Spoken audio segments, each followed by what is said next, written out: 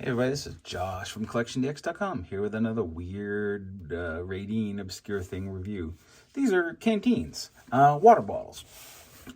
They are from the 70s. I have one that is obviously very used and one that is very new.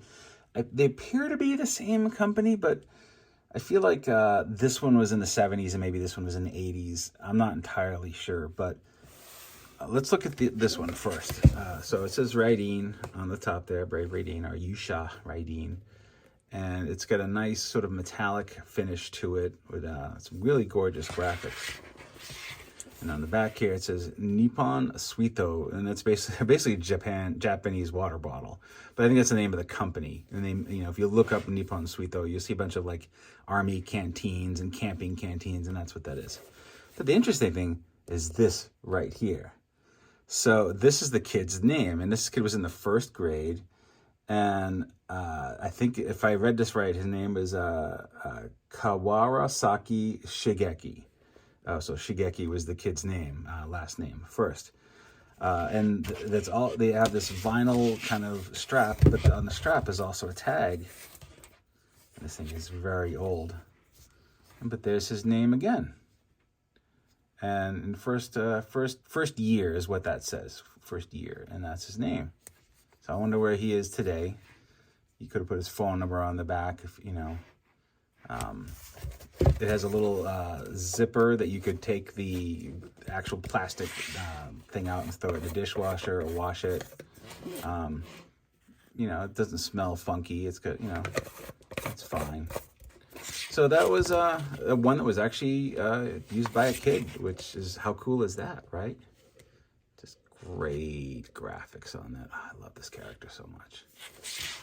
So for the sealed one, I'm not going to unseal it, but you can see how brand new this thing is. It is untouched, and it's got this interesting little, like, zip tie at the top to keep it closed, and the belt's all wound tightly. And you can see here that there's that same tag that's on this one. So it's the same tag, basically, just unused. And this one has the information about the, and it's stuff like, it says like food safe and all of this kind of plastics and everything. But you can see here, this is, Nippon Suito, basically, and that's just, Japan water bottle. And this is like, Masan 550. So I think 550 is the amount of fluid that can go in here. 550 milliliters, I'm guessing. I'm not entirely sure, but I didn't obviously translate this whole stupid thing. But a different graphic, but still clearly like the same era. It's just hard to believe that like these are the same age, right? But I mean, there wouldn't be a lot of demand for. No one was making these into the 90s and 80s and 90s. So I mean, this is just that old. There's really no other kind of explanation for it. They're sort of, cool things that if you were really into the show as a kid, you would be losing your mind over, and carrying this over your shoulder on a little camping trip, or going out to the playground and put some water in it. And,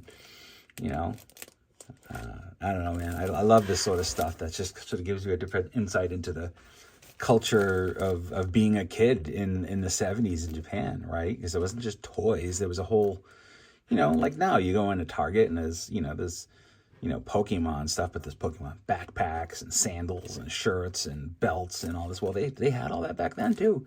So there's a whole bunch of ephemera related to your favorite characters out there. It's just a little harder to track down and a little less in demand, so you can get some fun stuff for not a lot of money. Yeah. Oh, the graphics a little different on the back too. You see that? So you've got this one where he's shooting his arrows on the front, and then on the back he's shooting his missile. And it's got this one has the licensed sticker on it, whereas if there was one on this one, it's long gone. But yeah, the color of this is just beautiful. Oh, I love it so much. All right, well, that's another weirdo rating thing for you to look at. This is Josh from CollectionDX. See you next time.